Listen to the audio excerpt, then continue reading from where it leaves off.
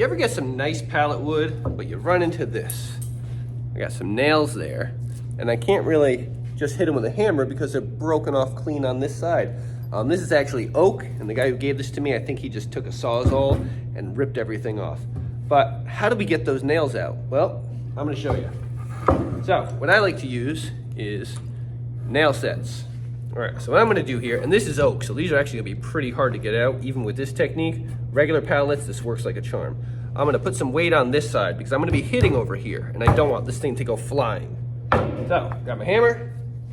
I'm gonna grab a nail set. I'm gonna set it. Now I'm not on the side where the head is. All right, I'm hitting the other side out so that the head becomes exposed and I can grab it. So I'm gonna take my nail set, you set it right on there.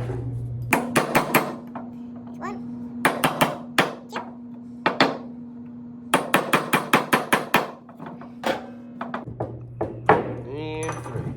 Now, I can just grab those. Hopefully this hammer will have enough oomph.